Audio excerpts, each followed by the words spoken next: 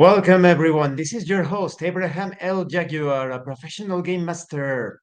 First of all, this channel is proudly partnered with the What the Funk shop. Please check out their store for all sorts of products. They have dice, miniatures, game master screens, home decorations, and many other things. You will find a link in the description and in the pinned comment, and make sure that you use my code for a special discount.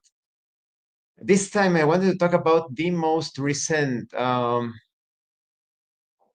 quick and classic Asteria campaign video. That is the part two in the campaign.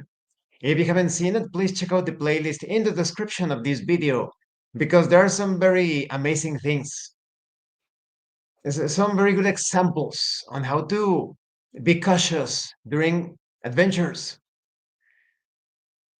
There have been a lot of adventures campaigns that in current times, in my opinion, they are a bit too soft on the adventurers. But it also depends what you are trying to achieve, right? That is, it's not that they are wrong, but there are some games that are supposedly gritty, deadly, dangerous, and they're pretty much in easy mode under the excuse or pretense that they're going to be too difficult, right? But that's the point, that they're supposed to be challenging. Now, as you have seen from my actual plays, not everybody survives the ordeals. But I really like how the group has been approaching the situation. So cautious. They achieve a great balance when it comes to daring to attempt things, daring, attempting to interact with the game world, while at the same time being cautious about it. This, of course, this video is going to contain spoilers for that part of the campaign. So please watch it first, unless you don't mind the spoilers. But just take a look at the way that Derek roleplayed Resha and Odo, played by David. They were actually discussing if it was wise to follow the tracks of this huge beast or monster. They have already faced a lizard aberration with multiple heads, human heads. They defeated it, but it was a dangerous encounter.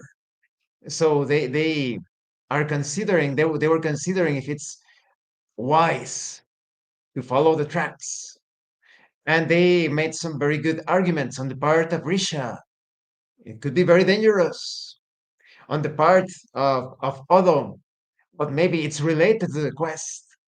And you see, like they are each adding a piece of the puzzle. And then Giovanni came in with his own piece as Munin, and he said, "Let's follow the tracks, but let's hide. Let's take the route that is the safest route possible."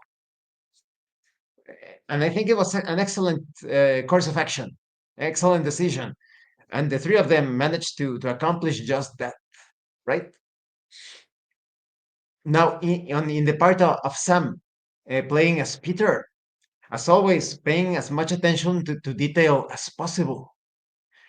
He still needs a bit to cut loose, in my opinion, to interact with the game world, because sometimes he was asking questions to the other characters in character, but he was asking his concerns to the other characters instead of I look at the landscape and examine if there are traces of blood, or I look at the floor to see if there are tracks, footprints. So I think he can cut loose a bit more. Just how you say, be comfortable in interacting with the game world. And when the all of them they went near that lake, you saw that monster. If you watched that actual play, you saw that monster. It smells of total party kill, right? Who knows? And all of them immediately decided to back away and hide, while readying themselves for battle. And maybe it was a wise choice, as the beast came out of the lake, and because they were already behind the trees, the bushes, the any object that was around, the beast could not sense them, could not see them if it actually if it actually has the sense of sight, right? Those creatures are very strange. And it went on its own way for who knows what purpose. I also really enjoyed that they were trying to figure out the nature of those spectral beings that attacked them. Were they actually undead? Were they an illusion? Were they part of some sort of spell? And what about the gnome that appeared? Pip? Is he an ally? Is he an enemy in disguise? Is he something in between? Is he something else entirely? Who knows? But feel comfortable when it comes to role playing in those dangerous adventures campaigns. As a game master, do not pull any punches. Do not pull any punches. The players, if they are role playing, they will find a way. They will find a way to navigate the dangerous situations, and you should validate, be it through dice rolls or through automatic successes or even automatic failures.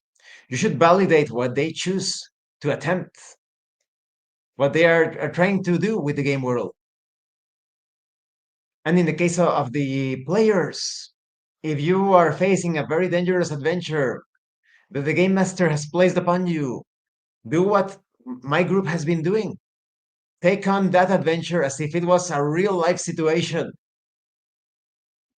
Many of them, I would say all of them, came up with some very elaborate backgrounds for their characters.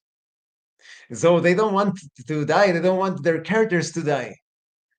And that's the excitement. So that danger it really enhances the experience, the spice of danger. It makes it also worthwhile and real. And you're playing from the comfort of your home. If your character dies, nothing happens to you, but you still want your character to survive. You saw it at the start of the session. They all had that objective, that goal of survival. Let's survive.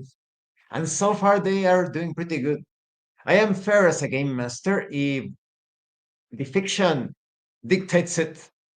I don't pull any punches. The characters die if they get into inescapable situations.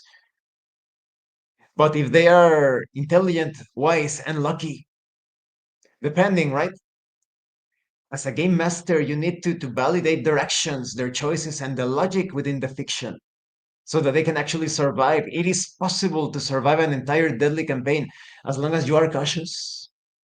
Thank you for watching this video. Don't forget to leave a like, comment, and subscribe.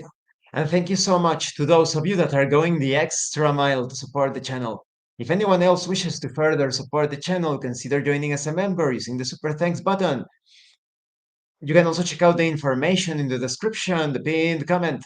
This has been your host, Abraham L. Jaguar, a professional game master. And remember, in tabletop role-playing games, you are not telling stories about your characters. You are experiencing the game world as your characters. Once again, thank you and see you later.